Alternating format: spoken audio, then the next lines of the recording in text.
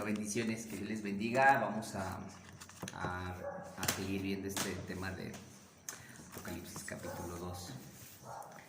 Y vamos a ver el tema de las 7 iglesias. Habíamos dicho que había que leer, ¿no? El capítulo 2. 2 y 3. No creo que alcancemos a ver el 3, pero...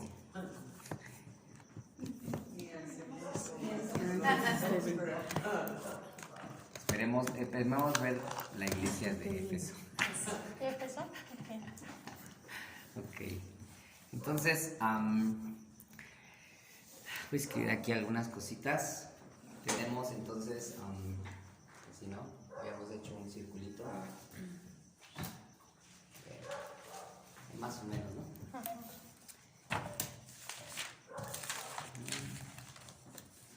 Voy a subir tantito acá, aquí, que puedan ver. Ahí está. Y creo que... ¿Qué se desconectó? Creo que se desconectó de... está ya. Ok, entonces vamos a ver esta perspectiva de la iglesia de Éfeso. Sí, Déjalo para atrás. sí. Vamos a ver cómo dice ahí. Dice escribe. Bueno, ¿se acuerdan que tenía una perspectiva, no? Tiene una dinámica la lectura de las 7 iglesias que el Señor se les había presentado, ¿no? Será una, otra que les reclamaba una cosa, dependiendo de esas 7 a 5 si les reclama, a 2 no, y les da una recompensa, ¿no? Entonces lo que vamos a estar viendo es de que cómo viene esa dinámica de las iglesias, ¿ok? Y bueno, dice, inscribe al ángel de la iglesia en Éfeso, ¿ok? Hay algo muy interesante, y es que conforme como el Señor se les presenta, ese es uno de los propósitos por el cual es la condición muchas veces de la iglesia, ¿no? Entonces dice ahí, el que tiene las 7 estrellas en su mano derecha, el que anda entre los 7 candeleros de oro, dice esto. Dice, yo conozco tus obras, tu fatiga y tu perseverancia, y que no puedes soportar a los malos, y has sometido a prueba a los que se dicen ser apóstoles y no lo son, y los has hallado mentirosos. Tienes perseverancia y has sufrido por mi nombre y no has desmayado. Okay. Cada cosa el Señor es bien interesante, porque aun cuando Dios la palabra es una palabra profética, es Yeshua hablando a las 7 iglesias, pero aun cuando la palabra profética es ¿cómo diríamos? Soltada. Ajá, se suelta hacia la iglesia, pero de una forma pues que está juzgando, o no, bueno, sí, o sea, le está sacando los trapitos al sol. Siempre el Señor lo que hace es rescatarle algo, o sea, no todo el tiempo así ¿no? Sino sí le saca parte de las virtudes. Entonces, Éfeso es una iglesia que se le conoce como la iglesia que soltó el primer amor. ¿Por qué? Porque vamos a ver, primero es una iglesia, fíjense, ahí dice, yo conozco tus obras, o sea, es una iglesia que trabaja, ¿no? Fatiga, perseverancia, no puede soportar a los malos, o sea, es una iglesia que busca la santidad, ¿no? Tiene discernimiento. Tiene discernimiento, porque incluso dice, has sometido a prueba a los que se dicen ser apóstoles y no lo son. Es una iglesia apostólica, o sea, una iglesia que tiene fundamento, discierne quiénes son los apóstoles y quiénes no. Y bueno, y dice, y los has hallado mentirosos, ¿no? O sea, es una iglesia que tiene base, fundamento. Dice después, tienes perseverancia, has sufrido por mi nombre y no has desmayado, o sea, es una iglesia que ha sido procesada. tiene proceso. Ajá. Pero después en el versículo 4, o sea, ya después cuando dice, pero tengo esto contra ti, dice aquí, dice, has dejado tu primer amor, ¿no? Entonces, nosotros nos damos cuenta que es una iglesia que tiene mucho de qué cortar, o de mucha tela de dónde, de qué cosas que hace. Es una iglesia que está activa. Sin embargo, ha dejado lo fundamental, dice el primer amor, ¿no? Entonces, muchas traducciones dicen dejado, has perdido, dice otra versión, ¿sí? Pero esto tiene que ver con haber soltado el primer amor, ¿no? Es una iglesia que soltó el primer amor. Y entonces aquí vendría la gran pregunta, ¿qué consideran que es el primer amor? Pues la pasión por el Señor, por hacer las cosas para Dios. Ajá. ¿Qué más? Pues saber cuál es el fundamento, porque por ejemplo yo lo he visto en otras religiones que dicen creer en Dios, pero no le creen y pierden el fundamento. Muchas veces ellos se van más por el prestigio, por el yo soy. Realmente quien se manifiesta y el Todopoderoso y el que actúa es un solo Dios, no el ser humano, no el hombre, ¿no? Entonces muchas veces la gente hace las cosas por ser ellos y ellos quieren que los reconozcan, los vean, pero realmente quien actúa es el Señor por medio de su misericordia que establece, no es el hombre como tal. Entonces, si tú pierdes el amor y el fundamento y tú no reconoces realmente quién es el que actúa, pues te vas perdiendo, ¿no? Ok. ¿Alguien más? Sí. Desconocer a Dios. Pierde la intimidad con el Señor. Perder intimidad. ¿Desconocer? ¿A qué te refieres No con tener desconocer? Bueno, cuando conoces a... Desconocer cuando conoces. Pierde como intimidad. Ajá. Yo creo Como que... dice Pablo, perdón, también por no conocer el temor de Dios. Temor de Dios. Ok. Por acá, ¿qué más consideran que es el primer amor? Porque eso suena mucho, ¿no? ¿Qué es el primer No, amor? que regresa tu primer amor y que ya no estás en tu primer amor. Pero primer amor de hacia el hombre, Hacia Dios. hacia Dios. Ajá. Yo creo que también una de Ya me las... iba a desplayar. Ya. Bueno, esto está saliendo en YouTube, es de que ya salió tu comentario. Bueno, no es cierto. Ok. Por acá, ¿qué dicen que es el primer amor? Pero yo creo que tiene que ver con enamoramiento. Ajá. Cuando una persona se va desarrollando, conoce, digamos, su primer novio, de veras está uno como clavado, de solamente piensa en el Sueñas, novio, hablas. la novia, y no hay otra cosa más que él o ella, y es Necesidad, una ¿no? pasión, desvive y piensa, come, bebe, novio, y todo el tiempo, ¿no? Como dicen, tiene que ver con intimidad, tiene que ver con fe, tiene que ver con muchas cosas porque solamente vive para eso. Entonces tiene que ver con eso, entonces perdió esa vivencia, esa intimidad. Intimidad. ¿Alguien iba a decir otra cosa? Necesidad. Necesidad. Cuando hablamos de amor, hablamos con base a todo, ya que eres todo, ¿no? Hablamos en el aspecto de la intimidad, la comunión, el hacer las cosas con pasión, ¿no? Yo creo que cuando nos llegan a decir o nos han dicho en algún tiempo, regresa a tu primer amor, es regresar nuevamente al camino del eterno correctamente, a como fuimos llamados, como fuimos constituidos desde un principio. Para mí eso es el primer amor. Ceder tus derechos. Ceder los derechos, como se ha hablado de ceder los derechos. Muy bien, muy bien. El origen, ¿no? Y es que como ha dicho muchas veces Joel, yo creo que somos privilegiados al ser elegidos en primera instancia, ¿no? Ahora, yo creo que tiene que ser recíproco porque Dios en su infinita misericordia nos entregó a su Hijo y dio la vida por nosotros, o sea, el pacto que hizo no es así como que cualquier cosa, y sobre todo, como dice la profeta, Él no quiere que nosotros nos flagelemos, suframos, hagamos penitencias, no, o sea, Él no quiere eso. Él quiere realmente tener esa comunión, esa intimidad, esa reciprocidad en cuestión. Es que esto ya es personal.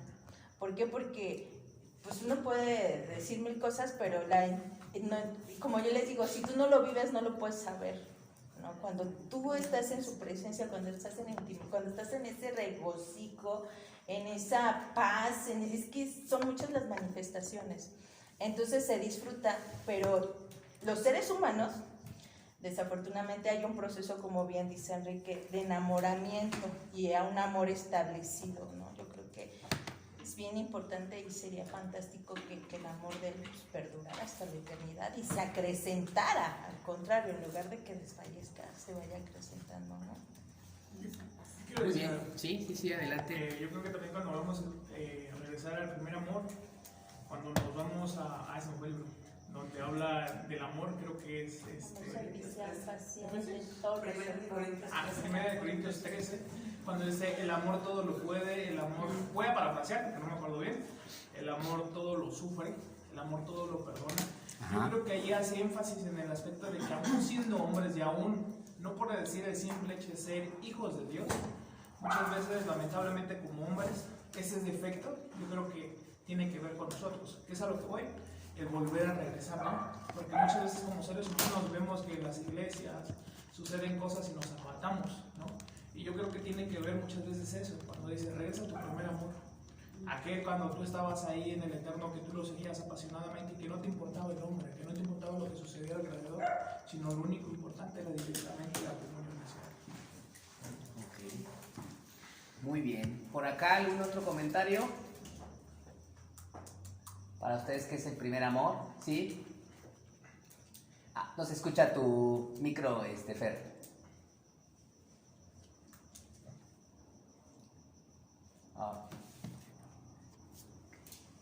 Tu micrófono. Creo que ibas a hablar, Fernando. Solo que no te escuchas. Bueno. Creo que está silenciado tu micrófono, Fer. ¿No? No se escucha. Bueno. No. Bueno, ahorita... más adelante. Ok, muy bien. Sí, porque como que no está como que desactivado tu micrófono, no sé. Bueno, ok. Bueno, bueno, todo lo que acaban de decir es parte de... Curiosamente aquí lo que aparece del griego es has perdido tu primer ágape, ¿no? Y bueno, ya está más que claro cuando sabemos que el amor ágape es el amor de Dios, que tiene que ver con todo lo que acaban de decir, pero no está enfocado a un amor emocionalista, ni mucho menos un amor almático, ¿no? Sino tiene que ver, porque hay mucha gente que puede sentirse apasionada, pero es una emoción pasajera. Y entonces ese no es el verdadero amor.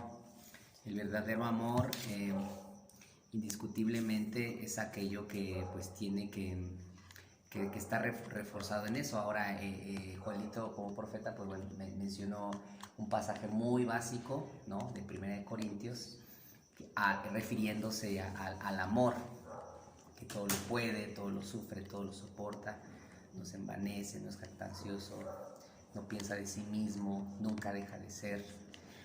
El verdadero amor, el que está como un cimiento, ¿no? más profundo. Efren, dijiste una clave del amor ágape, que es el ceder el derecho. Y ese es el amor en el que Dios, cuando dice que Él nos amó primero, ¿no? De tal manera Él nos amó, ¿no? Todos esos pasajes. También se me viene a la mente el pasaje cuando Yeshua le dice a sus discípulos, a Pedro, que si lo amaba. Y entonces le da también una clave muy importante, le dice: apacienta mis ovejas, pastorea mis corderos. Entonces Yeshua le estaba refiriéndose a que si realmente existía el amor, entonces él debería de tener también en la búsqueda de apacentar sus ovejas, ¿sí? Y de pastorear a sus corderos, ¿no? Entonces, como dice, si no tengo amor, nada soy. Si yo puedo profetizar, pero no tengo amor, nada soy. Puedo hablar en lenguas desde la palabra, y si no tengo amor, nada soy. Soy como... O sea, entonces, realmente la iglesia de Éfeso lo que había perdido era el primer fundamento básico y sólido, porque mucha gente puede ser perseverante, puede tener obras, puede tener un discernimiento, ¿no? De como dice, identificas a los que se dicen que son apóstoles, o sea, tenía un fundamento muy tremendo, pero había perdido lo básico por lo cual pues el Señor estaba poniendo, ¿no? Entonces el amor ágape pues es el amor que de alguna otra forma es más profundo. Dice que aún permanece la fe, la esperanza y el amor, ¿no? Antes nos habían enseñado que esas son las dinámicas del atrio, del lugar santo y del lugar santísimo, ¿no? La gente que está en el atrio tiene fe, la gente que está en el lugar santo tiene esperanza. Esperanza, y después dice, pero el amor, dice, pero el mayor de ellos es el amor. Entonces, es un tema muy básico y es un punto medular, porque pareciera ser que tenía todo la iglesia de Éfeso, pero había soltado, había perdido, como dicen otras versiones, había perdido, aquí una versión dice, pero has perdido tu amor de antes, ¿no? Muchas veces hay situaciones que pueden enfrascarnos en y perder el propósito por el cual nosotros estamos pues buscando al Señor, ¿no? Entonces eso es el punto del amor, es muy medular, y es algo que el Señor le reclama totalmente a la iglesia de Éfeso, porque pues es algo tremendo, ¿no? Entonces deja su primer amor, suelta su primer amor, todo eso va a generar pasión, eso va a generar todo lo que estaban diciendo, ¿no? Pero es el amor ágape, o sea, el Señor le decía, ha soltado el ágape. Ajá. Puede ser muy emocionalista y a lo mejor tener el amor filial, ay, ¿no? Pero no has soltaste tu amor ágape. Ajá.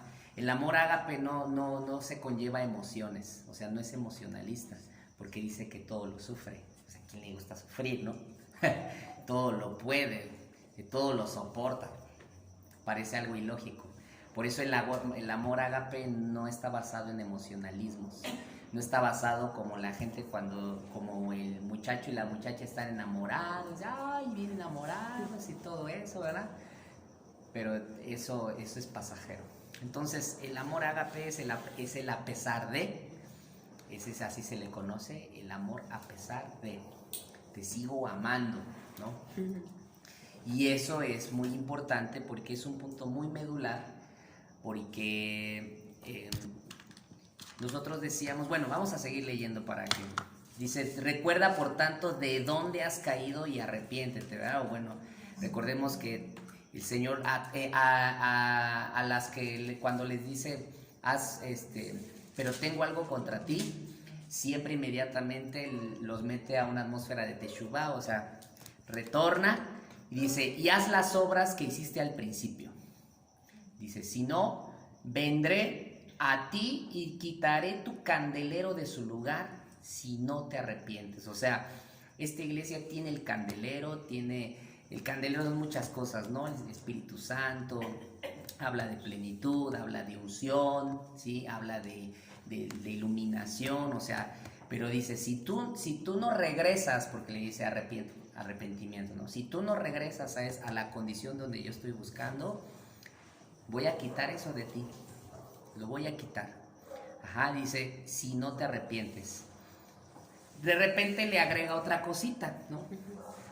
O sea, no todo está perdido, pero perdió un punto medular y le dice, sin embargo tienes esto, que aborreces las obras de los nicolaitas, las cuales yo aborrezco. Las obras de los nicolaitas, viene de un trasfondo. Ajá, nicolaitas. ¿Qué es paz eso? Ahí voy para allá.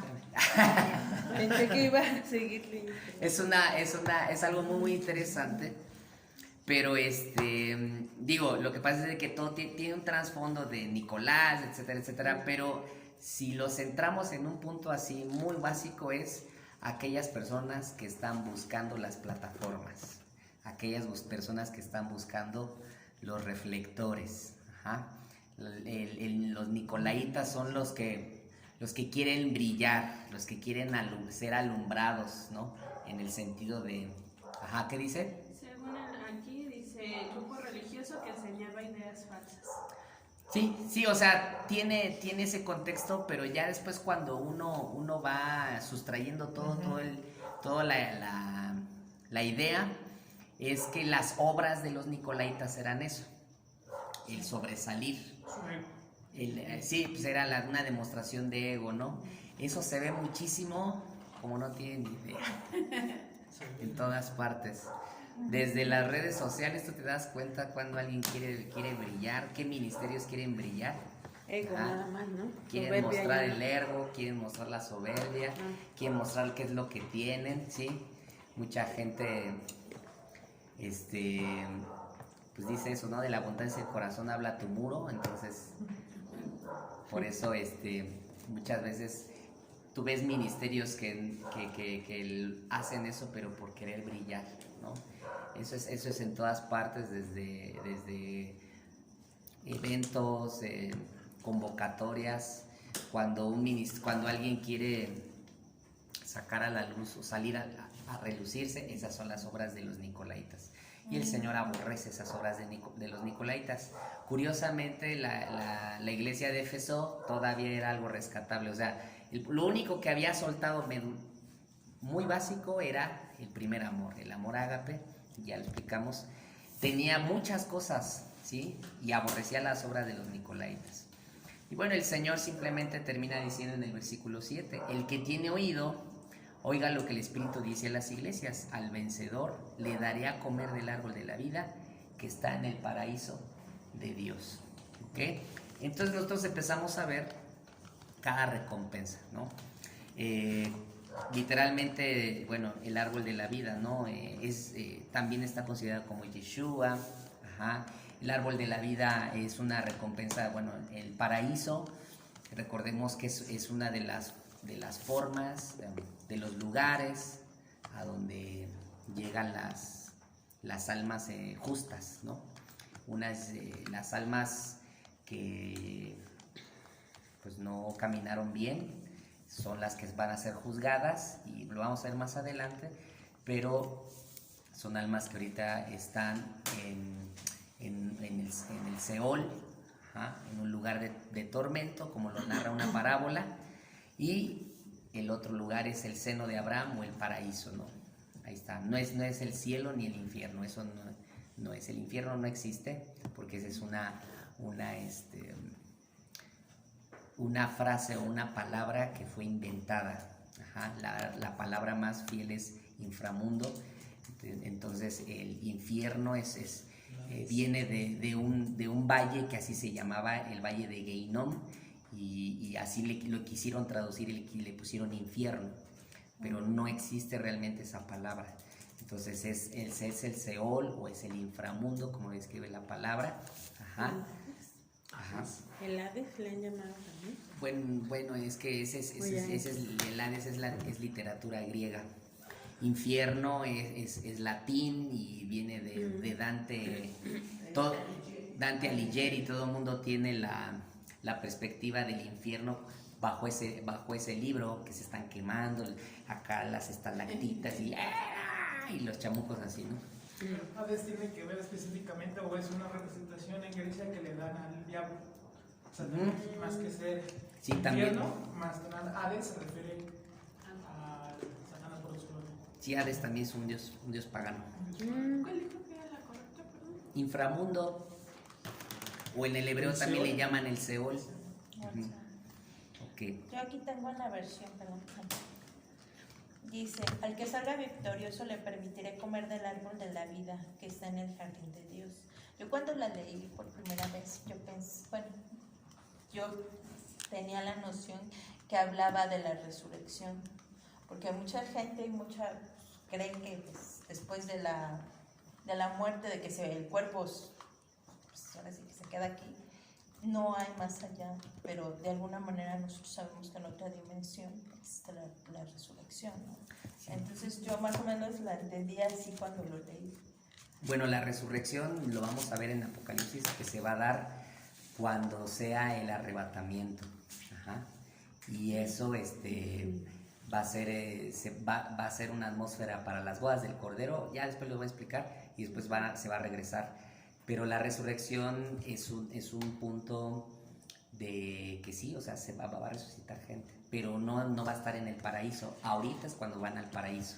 Ajá. O sea, ahorita cuando una persona muere, por promesa, dice al que venciere, dice, le daré comer del árbol de la vida. El árbol de la vida también es Yeshua. El árbol de la vida tiene cosas muy interesantes, ¿no? Pero encierra todos los conceptos de lo que es Jesucristo, el árbol de la vida. Y dice, está en el paraíso de Dios. Y bueno, obviamente son niveles, atmósferas donde algunos han descrito, ¿no? Cómo se ha llegado. Hay algunos testimonios de personajes, ¿no? Ya esto es extra en otras literaturas, cómo han llegado a experimentar y arrebatamientos a esos lugares. Pablo mismo dice también que él dice, conozco a un hombre, no sé si en espíritu, pero que subió, ¿no? Entonces, todo eso tiene que ver con el paraíso. Es una promesa. Ajá, y es a donde van las almas justas. Ajá.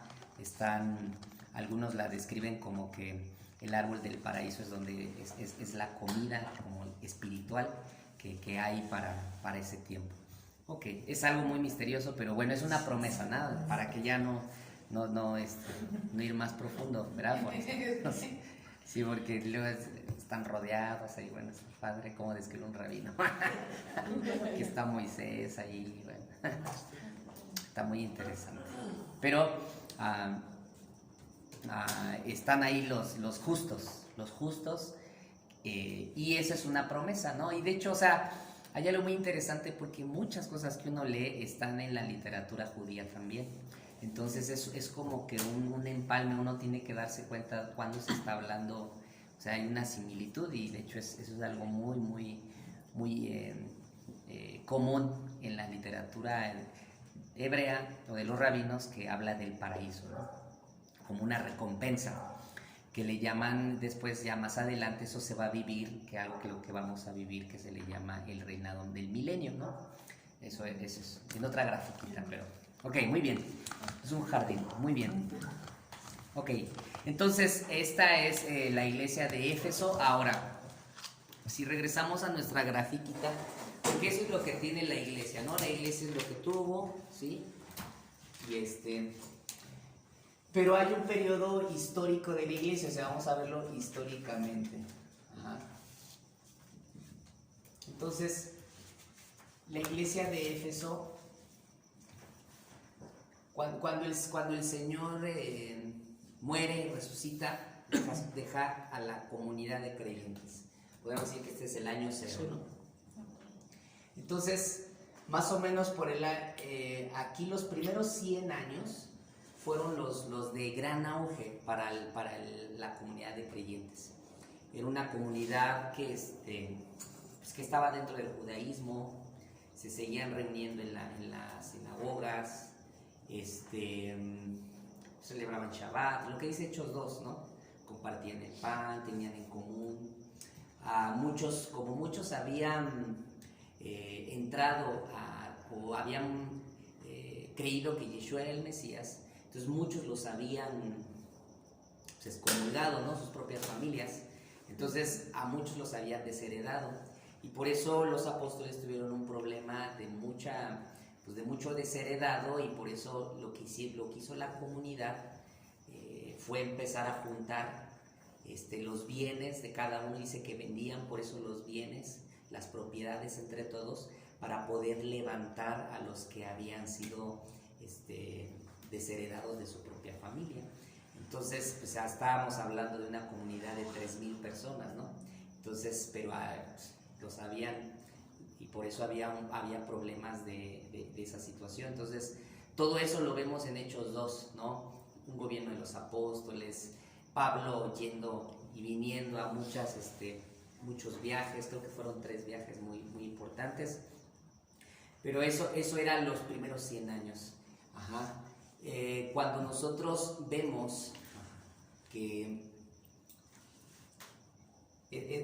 ahorita vamos a ir a la siguiente, pero más o menos esto es el periodo de Éfeso, ¿sí? ¿Cuál fue una problemática, si lo vemos así? Éfeso lo que hizo fue un poquito centrarse tanto en lo que tenía, que se le olvidó eso del primer amor, porque estamos hablando de las nicolaitas, aborrecía eso, obras, perseverancia, proceso, una iglesia apostólica, ¿no? Había soltado el primer amor. Entonces el Señor le estaba diciendo, regresa a tu primer amor, o sea, regresa a como comenzaste. Prácticamente el Señor le estaba diciendo, pues nada más te falta eso, ¿no? Para que obviamente estés bien cimentada. El problema es de que vamos a empezar a ver históricamente. Recuerden, esto habla de la iglesia, de un periodo histórico, o sea, aunque era una palabra profética para ese tiempo, pero vamos a darnos cuenta que los primeros 100 años aproximadamente del periodo de la comunidad de creyentes tenían todo eso, pero empezaron a soltar el primer amor. Ajá. Esa fue como una característica.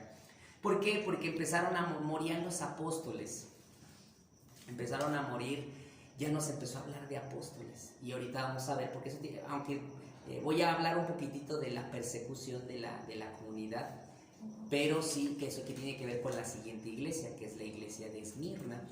Pero este punto básico, al no soltar su primer amor, pues tristemente lo que sucedió es que dio pauta a la siguiente atmósfera que nosotros vamos a ver, y en que lo que nosotros vamos a ver en esta parte es una decadencia. Ajá. Y a partir de aquí lo que vamos a ver es una vez más su restauración. Entonces, los primeros 100 años nos damos cuenta que la iglesia simplemente soltó su primer amor. Ajá. Y eso fue un punto medular. Entonces, pues bueno, ¿verdad? Recordemos que esto también es una palabra para cada uno de nosotros, ¿no? Y es una palabra de advertencia, porque le dijo el Señor, si no te arrepientes, quítale de tu candelero. ¿Qué pasó? Si nosotros vemos en ese periodo de decadencia, pues, como si hubiese sucedido que específicamente al no cambiar la iglesia bajo esa condición, la comunidad de creyentes como Éfeso, o sea, bajo esa sustancia que vivía Éfeso sin el primer amor, siguió sin el primer amor. ¿Y cuál fue la advertencia? Le quitó el candelero, le quitó la guianza, le quitó la dirección, la unción, le empezó a quitar, ¿no? Todo lo que es el candelero, la plenitud, ¿sí? Lo que el Espíritu Santo hace, ¿no? De iluminar, ¿no? Entonces, habla de consagración.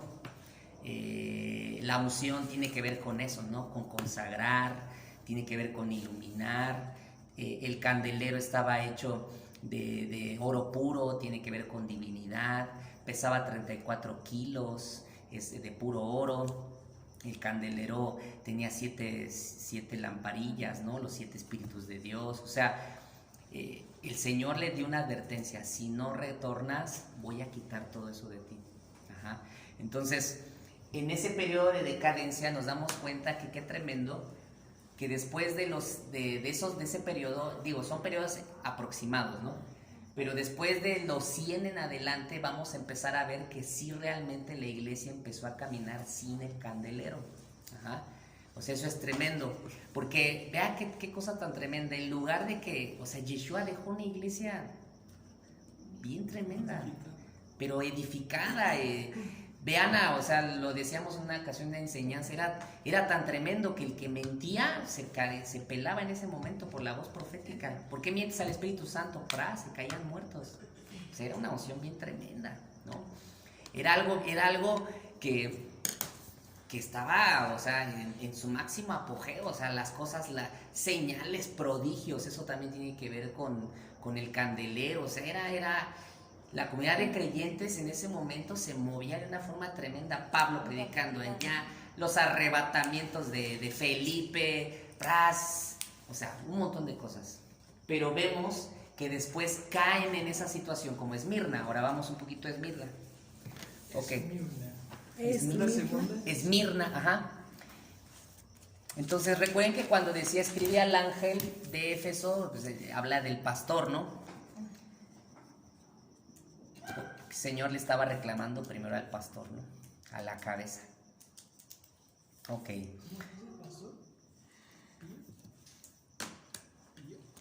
¿Pastor? Pío, ¿no? ¿Cómo era más? Bueno, ok, escribe al ángel o al pastor de la iglesia de Esmirna. Y luego fíjense que aquí hay algo muy interesante. Les dice, el primero, el último, el que estuvo muerto y ha vuelto a la vida, dice esto, ¿no? De la condición de quién es. Dice, yo conozco tu tribulación, tu pobreza, pero tú eres rico. Y la blasfemia de los que se dicen ser judíos y no lo son, sino que son sinagoga de Satanás. Luego le dice, no temas lo que estás por sufrir. He aquí el diablo echará a algunos de vosotros en la cárcel para que seáis probados y tendréis tribulación por 10 días. Sé fiel hasta la muerte y yo te daré la corona de la vida. No le reclamó nada. Esta es una de las iglesias que el Señor no le reclama nada. ¿Por qué creen que el Señor no le reclama nada? ¿Por qué creen que el Señor no le reclama nada a la iglesia de Esmirna? ¿Está alineado? Por la Porque fe no que perdieron la fe. Pues es que dice que tiene fe. Firmemente en la fe. Dice, incluso si tienes que morir, si no renuncias a tu fe, yo te daré la vida. Pero es eso, ¿no? Que como dice Joel, de alguna manera estaban alineados en cuestión de que estaban firmes en su fe y sí pasaban sufrimientos, como usted dice. En los procesos había sufrimiento, había pobreza, pero también decía que eran ricos. Y si eran ricos, ¿por qué? Porque su fe estaba cimentada en Yeshua. Esmirna viene de mirra, que significa, bueno, la mirra será la mirra fue una de las cosas que se le dio a Esther para ser purificada. La mirra también fue uno de los objetos que se le dieron a Yeshua cuando nació. Ajá. ¿Y por qué se le dio a Yeshua oro, incienso y mirra? O sea, todo el mundo está con las pastorelas, ay sí, Belén, Belén, campanas de Belén, y no entienden por qué se les dio oro, incienso y mirra. El oro es porque es rey, ¿no? Ajá. Incienso. La mirra es para purificar. Ajá. Estaban purificando. ¿Ah? Estaban haciendo entonces un acto profético desde ese momento, ¿no? Sí. Ya estaba siendo entregado, bueno, ya estaba siendo listo, preparado. ¿Preparado para qué? Para el matadero. Ay, qué terrible. Desde la azúcar, recuerden que no es un pesebre, ¿verdad? De verdad que no me lo imagino. ¿Eres profeta? Es que todo se lo sopla el Señor. Sí. Eso es trampa. No, sí, no, digo. Es de ser No, de verdad que el profeta. Señor habla y revela. Tiene que ver con proceso, ¿no? Sí, ajá, sí, Ivonne. Proceso por prueba. Con prueba, así es. O sea, bueno, no, o sea, nada es ¿cómo se dice? Coincidencia, no. Nada es por casualidad de que haya sucedido que a Esther, por ejemplo, para su proceso de purificación y para sacarle toda la cochinada de los intestinos y todo lo que tenía adentro, le vino una purificada de mirra. Dicen que la purificada era incluso comida, ¿no? Tenían que comer la mirra, porque la purificación venía desde adentro. estaban eructando a mirra todos los días. No Mirra, la conozco, la mirra. ¿Existe? pues, yo creo que sí, ¿no? Bueno, ¿qué tal si en ese momento? Hay esencia de mirra, de hecho luego los han ungido con esencia de mirra, ¿no? ¿O no? Bueno, mirra viene de amargura. De lo amargo, porque cuando, como dice Ivonne, como dijo ahorita Juelito, porque era el proceso ya desde ahí, o sea, pues que se estaba preparando para el matadero, ¿no? Para el proceso. Entonces, cuando el Señor le pone, o sea, cuando se dirige a Esmirna, tiene que ver con eso, con la comunidad de creyentes que está y va a sufrir. Y el Señor le advierte y le dice, he aquí, Satanás te ha pedido, y va a ser 10 días. O sea, 10 tiene que ver con orden, pero también 10 pues es un proceso que inicia y termina. O sea, es algo así. El 1 y el 0, ¿no? Ajá. Entonces, es un proceso que no tiene fin, que sí tiene un fin más bien. O sea, todo proceso en Dios siempre tiene un inicio y siempre tiene un final. O sea, en un sentido, cuando dice, va a ser por 10 días, o sea, pues más apechúgale. ¿No? Apechúgale porque sí te va a venir, o sea. Pues todo el mundo anda pidiendo palabras proféticas que les den casas, ¿no? No, que el diablo te ha pedido, te vas a zarandear. Esas palabras están buenas. No, yo no quiero. Algo que me sorprendió de la profeta en una ocasión es que me habló con la verdad como el Señor. Cuando entras aquí. Pues es que... Qué valientes son procesos, o sea, no te voy a hablar ni te voy a endulzar el oído, pues, lo que es. Y es que el Señor reconoce la tribulación por la que está pasando. Dice, tu pobreza es una comunidad que, pues sí, o sea, discierne los que dicen ser judíos y no lo son. Ajá. No que significa, porque muchos de aquí tomaron que la comunidad judía, todos son sinagoga de Satanás, y tampoco es ese asunto, ¿eh? Muchos de aquí se agarran hablando de eso del judaísmo, ¿no? ¿Sí? ¿Puedo hacer una mención? Sí, pero fuerte porque están los videos para que se escuche.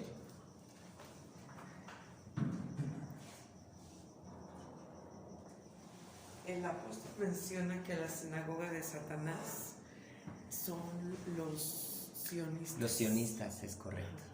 Bueno, es que ahorita todos se quedan, ¿qué? Bueno, es que tendremos que decirlo en una parte de Apocalipsis con lo que tiene que ver con el anticristo. Recuerden que está la simiente, déjenme se los aclaro. Está la simiente de la mujer y la simiente de la serpiente, ya se los he hablado. Bueno, parte de esa simiente de la serpiente no nada más es los Illuminati y todo esto, sino hay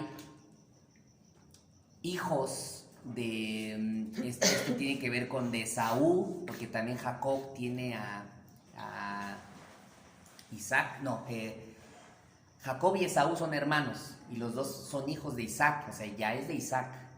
No era como Ismael y Jacob, o Israel, ¿no? Si se acuerdan, ¿no? Ismael e Isaac, perdón, ya estoy confundiendo. Ismael e Isaac, ¿se acuerdan, no? Está Abraham, Ismael e Isaac. Un pueblo sale de Ismael, eso también es parte, no que todos los árabes sean de la simiente de la serpiente, Dios tiene misericordia, ¿verdad? También, pero muchos, lo que es por los que matan por Alá y todo eso, que son súper mega sanguinarios, esos sí son parte de la simiente de la serpiente. Pero después, ¿qué sucede?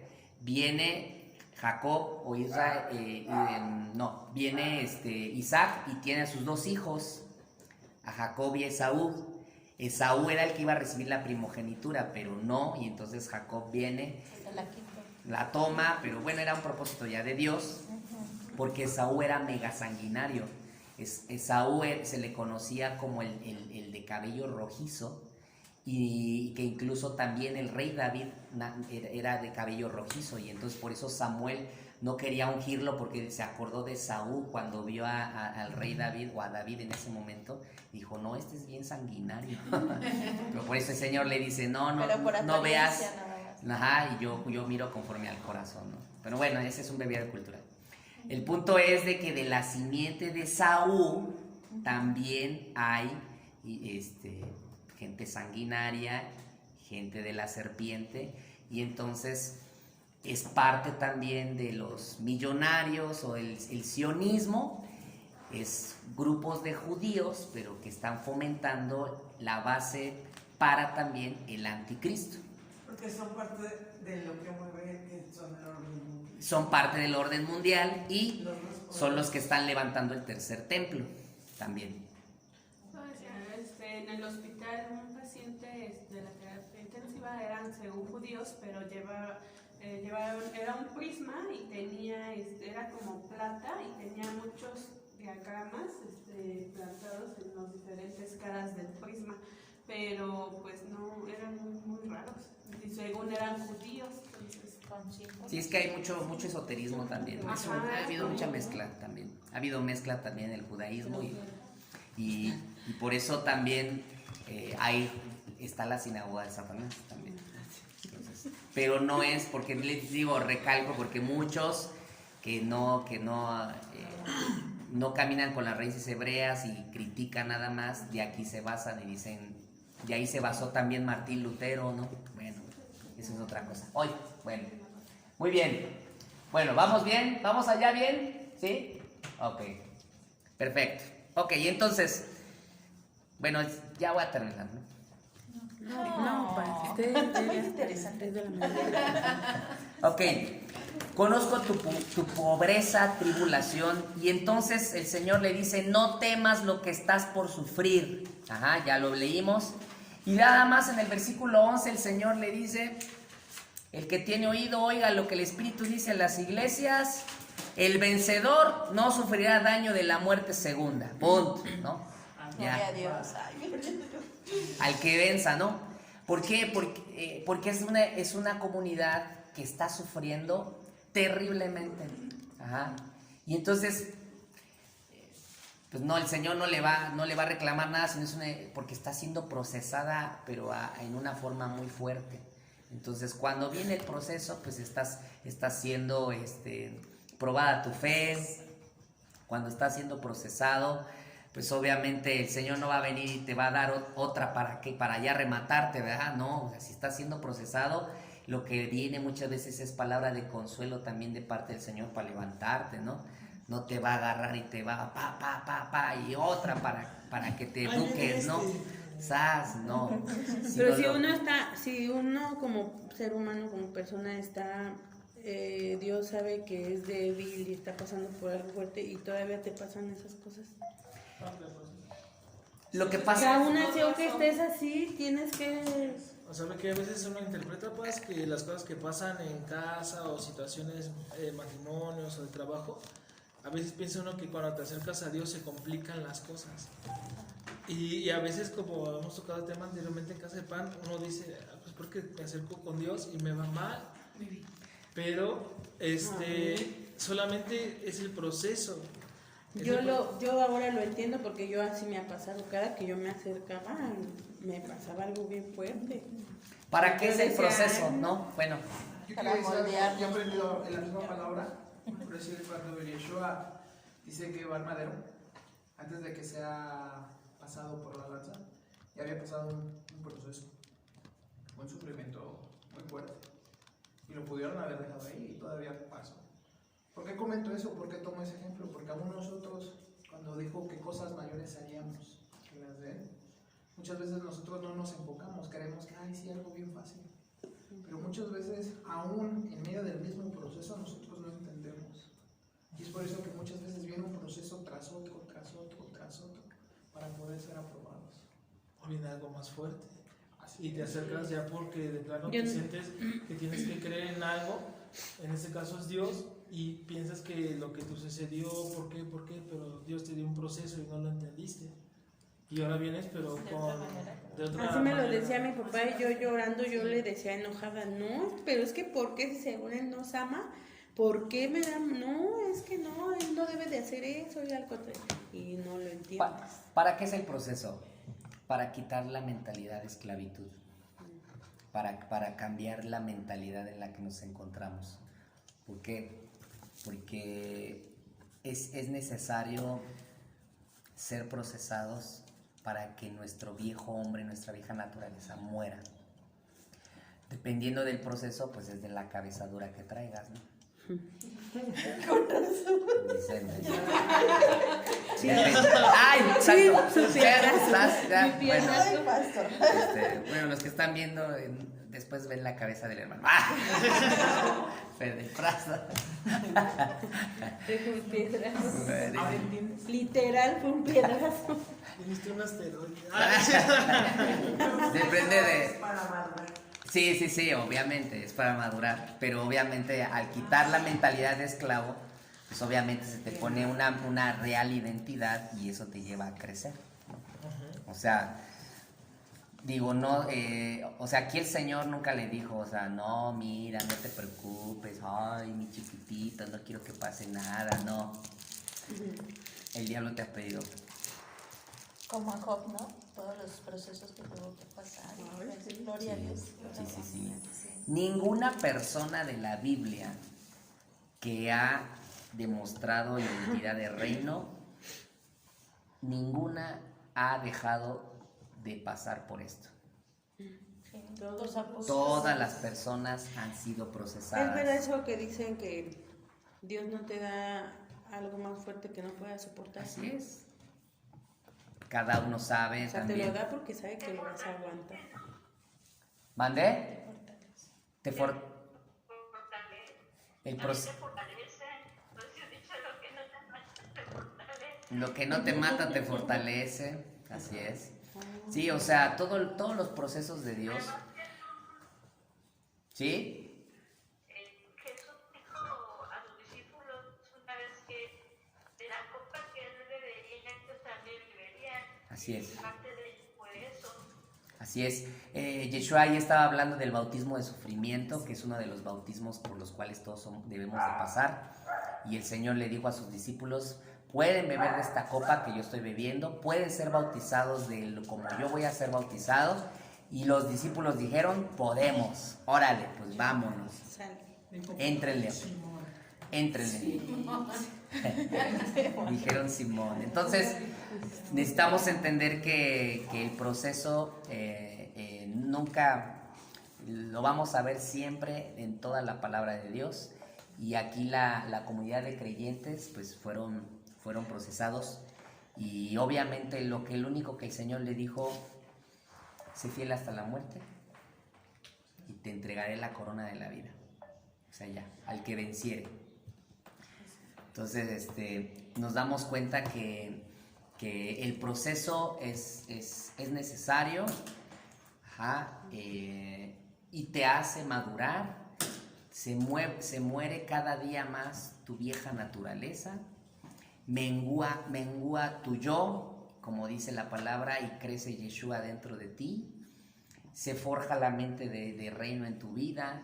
Se muere el esclavo, el rechazo, la falta de gobierno, la falta de conquista, y empiezas a crecer. Por eso muere la generación del desierto y ahí nace una nueva. Crece ahí una nueva generación. Mueren todos los viejos, los quejumbrosos, los que pedían carne, los criticones, los que criticaron el liderazgo, los rebeldes, los chismosos, los idólatras desde el pecado del becerro de oro, ¿no? Los cabezones, los macetones que no entendían una tras otra. Los cuadradotes con estructuras viejas. Los cuadradotes con estructuras viejas, o sea, los nicolaitas. religiosos. Sí, va, también los de arriba del versículo anterior, pero pues ahí se muere. ¿Por qué? Porque ahí se va muriendo a través del proceso. es bien tremendo porque esa es la forma de, pues, de ser aplastado, ¿no? Yo una vez le decía en una clase a las personas, ¿quieren unción? Pues las olivas se aplastan para que venga la unción. O sea, si quieren unción, se tiene que aplastar la oliva para que de ahí se extraiga el aceite. Entonces, el que tiene unción, pues es porque ha sido aplastado. Aunque estés como el boxeador, ¿no? Está todo traqueteado. Pero demuestra en el ring. A veces así es. me siento. Traqueteada boxeadora. Pero dice, pero no me exprime. Amiga, el Señor te fortalece. Con las olivas Pero somos sigo caminando. Aleluya. Muy bien. La idea es seguir avanzando porque el que dice al vencedor, ¿ok? Ya voy terminando. Ok, entonces solamente explico rápidamente Esmirna aquí para que para que se queden con la idea. Esmirna, ¿sí? Esto es algo bien tremendo porque de este periodo 100, vamos a hablar un poquitito de aquí del 100 a otros 100 años, ¿sí? Todo este periodo fue un periodo bien duro, bien difícil, porque después empezó a haber una persecución en la comunidad de creyentes terrible, de una forma terrible. Mucho empezó, por ejemplo, viene un emperador romano y entonces empieza a hacer estragos con la comunidad de creyentes. ¿Cómo? Metiéndolos al Coliseo romano, metiéndolos a los leones, ¿sí? Estaba el culto, el servicio, estaban adorando y de repente entraban los soldados romanos al servicio, órale, vámonos. Y entonces los metían a todos al circo romano, sacaban a los leones y ahí morían. Ahí morían niños, morían mujeres, morían hombres, ¿sí? Morían los pastores, ¿sí? Porque era una forma, hasta ahí le dio a la mara, era una forma terrible de muerte. Y no nada más empezó a haber eso, empezó a haber una época muy, muy sanguinaria con un emperador también llamado Nerón, que en un acróstico también sale 666 en él. Entonces se considera que él tenía, no que él era el anticristo, sino que tenía esa influencia. Entonces Nerón dicen que su casa la iluminaba con cristianos o con comunidad de creyentes encendidos, ¿no? Sufriendo en fogata. Así era como él encendía con humanos, ¿no? Con gente. Era una persona altamente sanguinaria, odiaba totalmente. Entonces empezó a haber una muerte y una persecución realmente. O sea, cuando uno estudia la historia de la iglesia, uno se da cuenta que el proceso que uno está viviendo o ha vivido no es nada a comparación de lo que realmente la iglesia del primer siglo empezó a vivir, ¿sí? O sea, aquí ya todos los apóstoles murieron como mártires, ¿sí? Morían crucificados, morían apedreados, ¿sí? Ya vemos a Juan pues en un exilio, pero vemos la muerte de muchos, y aún así pues la Biblia no nos narra específicamente de todos aquellos que habían muerto, pero sí realmente cuando uno empieza a estudiar todos los registros, como hay un libro muy bueno que se llama Locos por Cristo, Jesus Freak, que habla de eso, de que debes de estar realmente loco, y habla de todos los mártires que murieron, ¿sí? No nada más en esta época, sino que han seguido muriendo, porque Esmirna todavía sigue latente en un sentido. O sea, ha habido persecución. Nosotros como país también vivimos mucho, no se menciona eso, pero le han quemado iglesias a los pastores en Chiapas, en Chamula, en todo lo que es Oaxaca, en muchas partes, ¿no? Hay mucha persecución todavía. Sí, han matado muchos cristianos. En el Medio Oriente, o sea, Esmirna todavía sigue viviéndose, ¿no? Entonces, pero bueno, nosotros en un periodo histórico nos damos cuenta que curiosamente, digo, no es casualidad, pero es específicamente de Éfeso hubo a Esmirna, ¿no? Y lo que nosotros empezamos a ver es una decadencia, porque bueno, la próxima clase, ¿no? Vamos a ver la otra iglesia. Bueno, vamos a buscar ver otras dos, que nos va a enseñar que realmente fue una decadencia peor. ¿Por qué? Porque Esmirna pues simplemente tiene que ver con amargura. Ajá. Entonces eso de alguna otra forma cerró totalmente. Dejaron de haber, ¿qué es lo apostólico? Orden, paternidad, ¿sí? Lo administrativo, también incluye parte de la revelación de Dios, ¿no? En el oficio apostólico, en el profético. Entonces, si muere eso, es lo que empezó a dejar de suceder en la iglesia. Ya no se escuchó hablar de profetas, no de pastores, ni de maestros, ni evangelistas. El ministerio quíntuple dejó de existir a causa de la persecución. Pero ¿cuál que nosotros vemos? ¿Por qué no se siguieron multiplicando? ¿Por qué no se pasó el legado? ¿Por qué no se pasó la estafeta? O sea, aquí, o sea, supuestamente aquí debería haber sido el punto de partida. O sea, los 40 días que los apóstoles estuvieron con el Señor en Hechos capítulo 1, ellos creían que ya era el Olam Abba, ellos ya creían que era la era del reino. O sea, a causa de la gloria que ellos experimentaban, decían, ya, ¿verdad, señores? Este es tu reino. Decía, no, todavía no. O sea, va a pasar más adelante. Pero ya era una atmósfera tan tremenda que creían que ya era el Olam Abba para ellos. Pero nosotros empezamos a ver un periodo de decadencia, ¿no? Se muere totalmente todo lo que es el extracto de la esencia, de la sustancia hebrea, ¿sí? Porque ya después vamos a empezar a ver que deja de verse eso totalmente. Ajá. Una muerte a la iglesia judía y iglesia griega, pero vamos a ver más adelante que perseveran ahí 2, 3 chisguetitos, pero nada más bajo una esencia griega.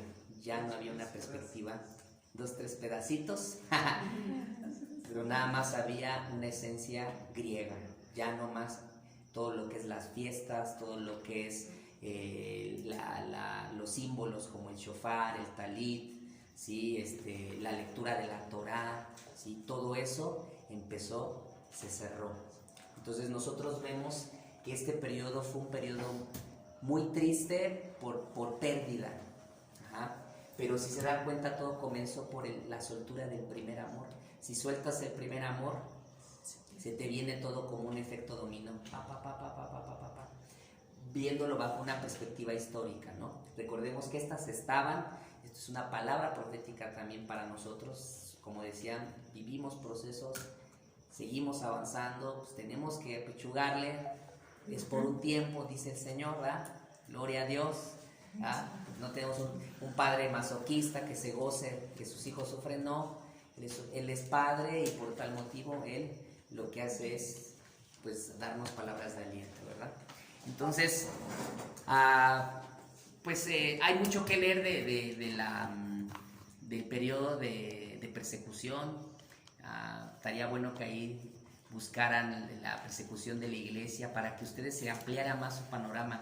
O sea, ahorita lo que yo les estoy diciendo pues es nada más así como que algunas cosas, pero mucha gente moría y hay muchas, pues hay testimonios muy, muy fuertes. Entonces, eso tiene que ver con la iglesia que está sufriendo, que se puede amargar si no sale de ahí. Por eso dice, sé fiel hasta la muerte. O sea, lo único que te va a mantener durante el proceso es la fidelidad, que permanezcas, se desarrolla la fidelidad y la confianza de lo que el Eterno va a hacer en tu vida y permaneces, ¿no? Y al vencedor el Señor le dará la corona de la vida, ¿vale? De los procesos. Muy bien, entonces pues bueno, vamos a dejarle hasta aquí y vamos a estar mirando después toda esta perspectiva.